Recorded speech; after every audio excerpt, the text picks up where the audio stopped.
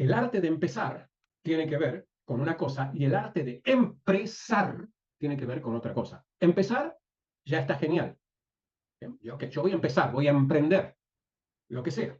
Voy a vender mis cursos, voy a vender mis servicios, voy a vender mis poemas, voy a vender mi música, está bien. Pero empresar, que viene de empresario y viene de presa, ¿no? De ahí viene empresar, que es como el cazador que apresa algo. Empezar está bien, pero empresar es concretar. Y para concretar necesito mucho más que ganas, mucho más que talento. El mundo está lleno de gente con mucho talento que no gana plata y gente con poco talento que gana mucha plata porque entiende algo, entiende esta dinámica. ¿Vieron esa gente que canta horrible? Que parece que tiene una papa en la boca. Y encima hace canciones, digamos, con una frecuencia muy baja, ¿no? La música, ¿no? Es una frecuencia muy baja. Entonces, te estás contradiciendo, Edgardo. No, no me estoy contradiciendo. Porque hay millones de personas a las que esa música les soluciona algún problema. Se evaden, se divierten, se enamoran, lo que sea. Pero ¿sí? En ese sistema resuelven una problemática. No tengo plata, ¿sí? Para, no sé, para ir a bailar, para irme de vacaciones, pero sí tengo plata para tomarme un tequila, un vaso de vino y escuchar esa música, aturdirme un rato y ya estoy resolviendo un poco el problema. Estoy poniendo solo un ejemplo, no estoy afirmando que sea así. ¿Ok? Entonces, en lugar de empecinarnos en decir, no, es que mi vocación es este, mi talento es esto, y quiero decir, ok, hazlo, pero soluciona un problema con eso. Y entrega. Y una vez que soluciones ese problema, vas a crear una comunidad, porque hay mucha gente, sobre todo en un mundo interconectado. El mismo problema, vamos a suponer que hay un niño con trastorno de déficit de atención y por eso, con todo lo que eso significa para la familia. ¿Sí? Y voy a utilizar una terminología clínica que no me gusta mucho porque el niño no tiene ningún déficit, no tiene ningún trastorno, simplemente para que nos podamos entender. ¿Sí? Lo único que tiene el trastorno es el sistema que no tiene la capacidad para contener a ese niño. Pero para que se entienda, ese niño y la familia de ese niño tiene un problema. Por ejemplo, el niño a raíz de eso, o de lo que sea, ¿sí? no, no presta atención, ¿sí? No hace su tarea, es desordenado y todo lo demás. Si yo soy músico y puedo crear una música, y además de músico, he estudiado hipnosis y entiendo que hay ciertos comandos que puedo incrustar subliminalmente en esa música, puedo conseguir que ese niño, mientras escucha música, se relaje y resuelva un problema en la familia que es la gestión de la emocionalidad y la relación con ese niño con un trastorno de déficit de atención. Y no necesito ser médico, porque de hecho los médicos no lo están resolviendo, ni la psicología lo está resolviendo, ni la psiquiatría lo está resolviendo, porque cada vez hay más niños con ese trastorno. Es más, no solo eso, ¿sí? No solo hay cada vez más niños, a ver, no tengo la capacidad de descubrirlo, yo creo que no es que haya más niños con esta condición, como le decimos en PNL, sino que cada vez se diagnostica más, que es otra cosa. ¿Sí? Pero como sea, la problemática está ahí.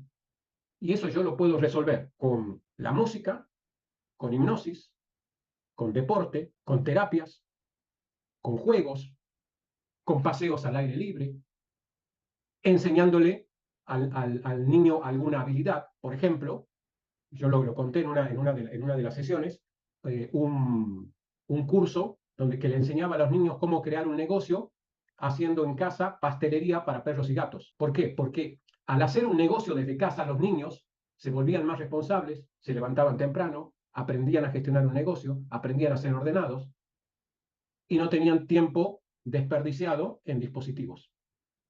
Los padres estaban resolviendo a través de un mecanismo único una problemática latente, que es la crianza responsable de los niños y mantenerlos alejados de los dispositivos electrónicos. Otros padres eligen mandarlos al médico, al gabinete psicopedagógico, castigarlos. A la misma problemática se la puede resolver desde distintos ángulos. Todos tenemos talentos para resolver problemáticas. Si quieren, hacemos una dinámica para que esto no sea tan conceptual. Me dicen sus talentos, buscamos una problemática y les doy una idea, así como me va surgiendo, de cómo pueden resolver una problemática con sus talentos, con sus experiencias, con todo lo que saben, no solo de lo que saben. ¿Me explico? Aprovechen. Normalmente esto lo cobro $5.000 el minuto, pero ahora se los voy a dar. Voy con Patricia. Ahí te abriste el micro. Bueno, por ahí a algunos le hago descuentos si lo quiero mucho, pero ese es el estándar. Sí, Patricia, dime. Ahí se escucha, buenas tardes, buenas ¿Qué noches. tal? ¿Cómo estás, Pati? Sí. Justamente porque estás hablando del tema de las dificultades que tienen los niños, yo soy recuperadora de niños autistas, Bien, eh, a raíz de este tema de diagnosticar. Y yo veo en mí un talento que me lo dicen los padres, en ok. realidad. No, a veces yo no lo veo tanto en mí porque lo hago como de una manera natural. Pero me han entregado una niña con un autismo muy severo y en menos de 2 meses la niña hablaba. Ok, bien. Fundamentalmente yo lo que pude hablar con la terapeuta es que el problema fundamental no era solamente el diagnóstico de la niña, sino el problema de competencias profesionales que tenían los padres.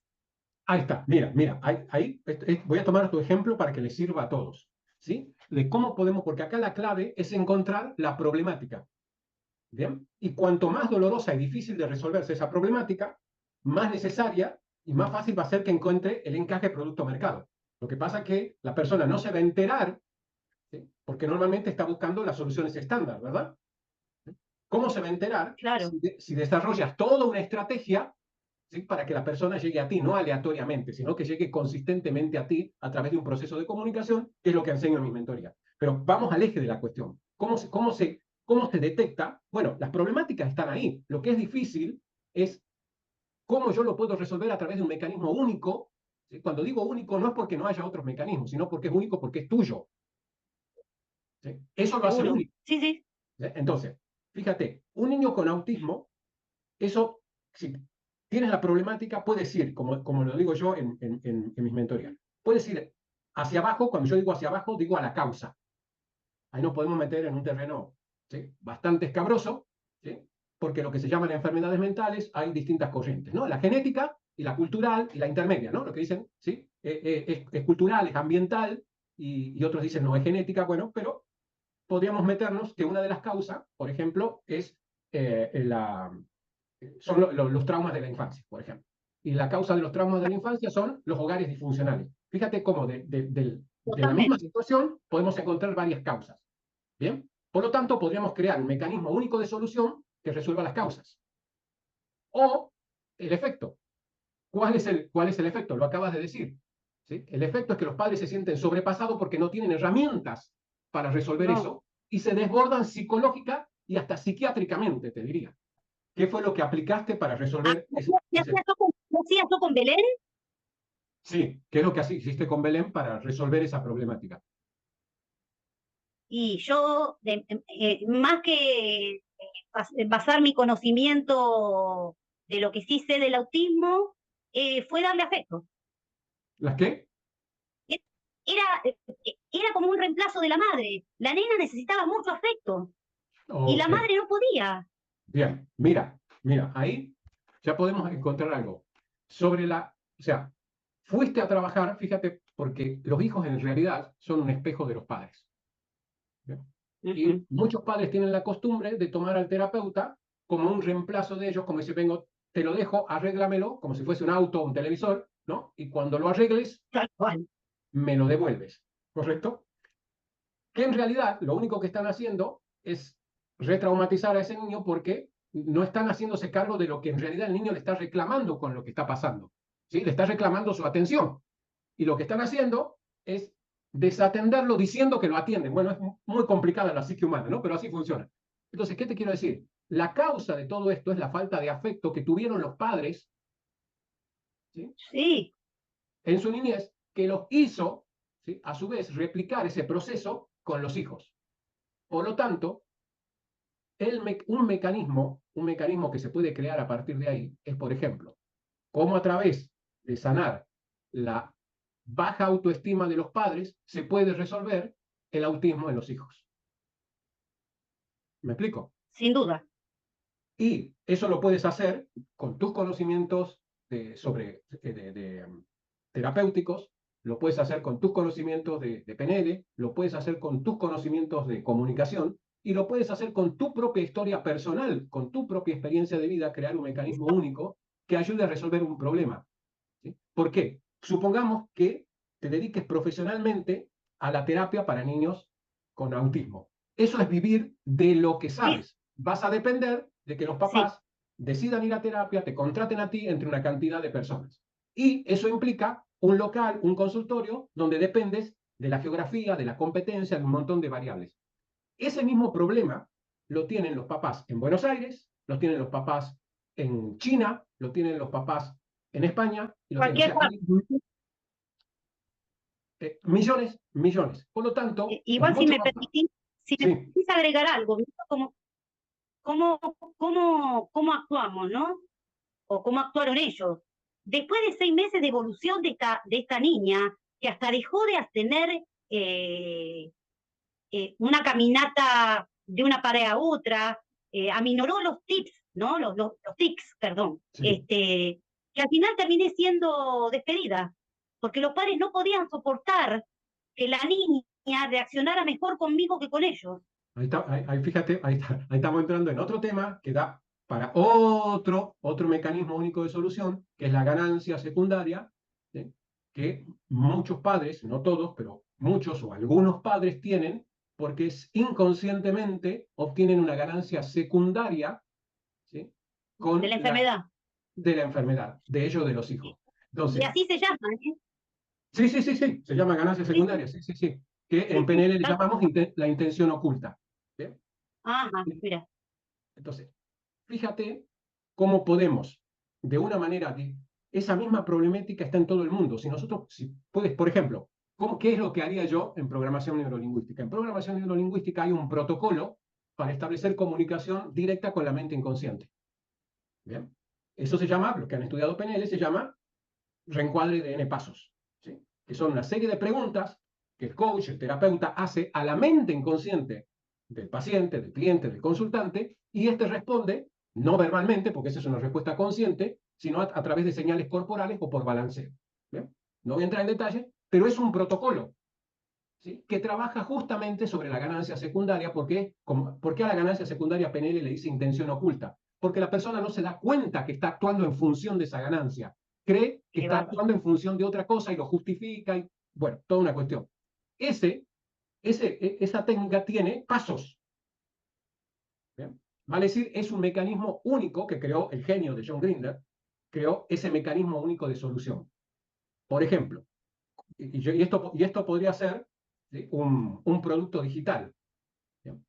Puede ser. De hecho, la técnica original se llama reencuadre de 6 pasos. Luego, no voy a entrar en detalles técnicos, luego se convierte en reencuadre de N pasos porque pueden ser N pasos en lugar de 6. Pero a los efectos de marketing podríamos decir cómo resolver, cómo resolver los conflictos internos de los padres de niños con autismo, estableciendo una comunicación directa con la mente inconsciente en 6 pasos.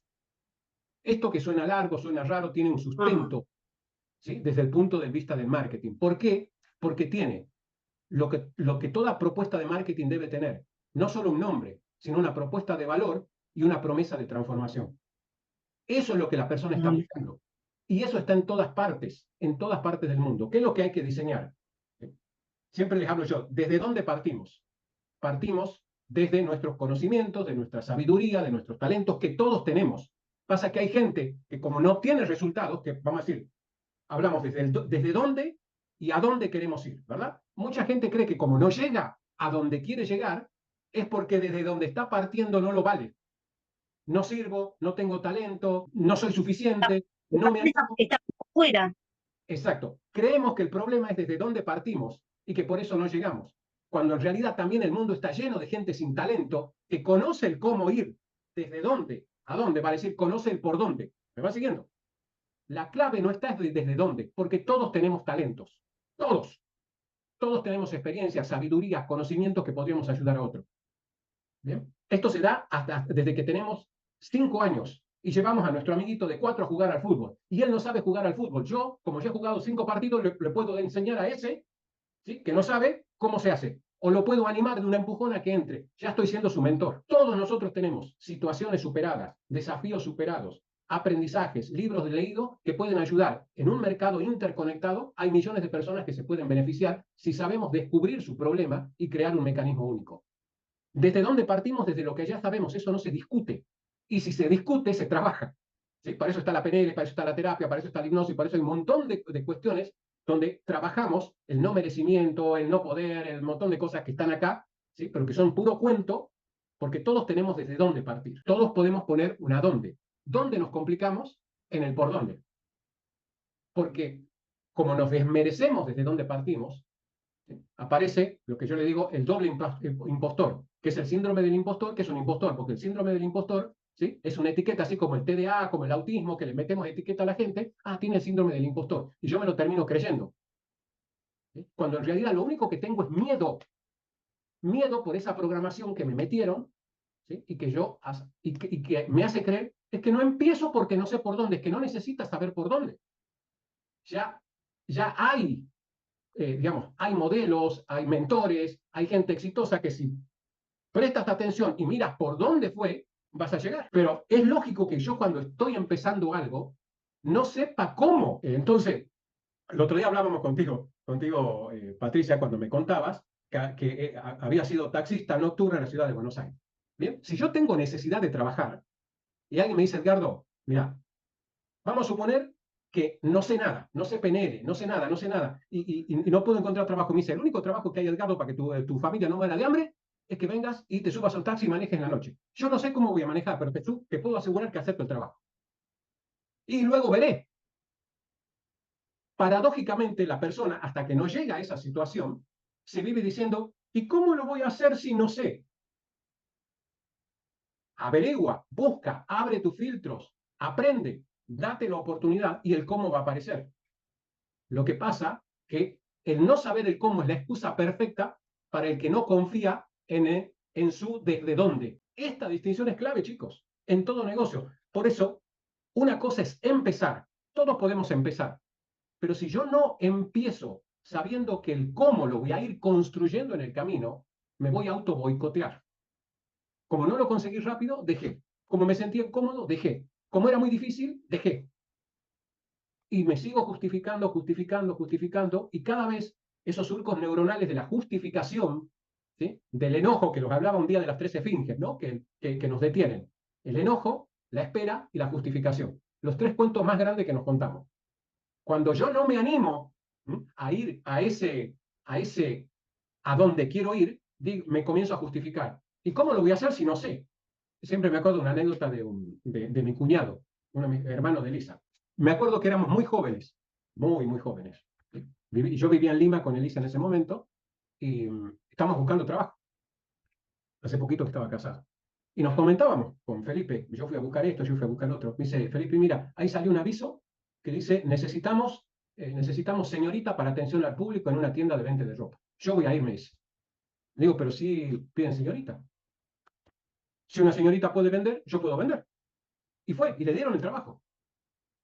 Otro es más, yo mismo le decía, ¿cómo vas a ir? Él no tenía idea cómo lo iba a conseguir, pero sí sabía qué quería conseguir.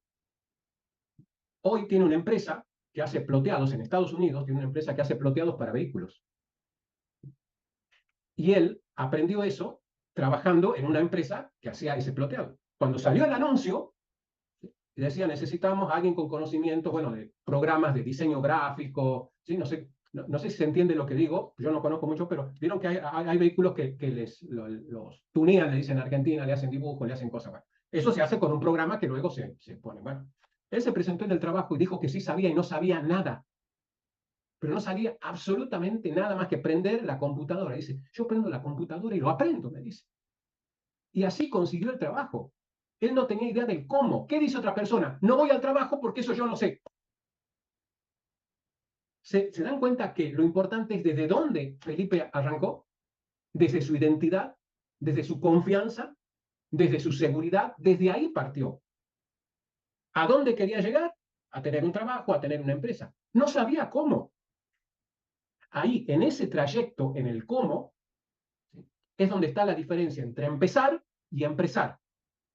El que se deja frenar por la justificación, por el enojo y por la espera, ya voy a dar más ejemplos para que se entienda, es el que empieza toda su vida. Es emprendedor toda su vida. Y el que logra ir más allá de esas esfinges. Vieron que las esfinges están siempre delante de lugares sagrados, de lugares valiosos, están al comienzo, para dar miedo al invasor, al que viene a robarse. El que atraviesa eso, porque en realidad la esfinge está ahí, está quieta, no se mueve. Entonces, el que atraviesa eso es el que empresa, va a decir el que crea una empresa, el que concreta. El que le crea las esfinges se queda en empezar. Y esa es una distinción fundamental.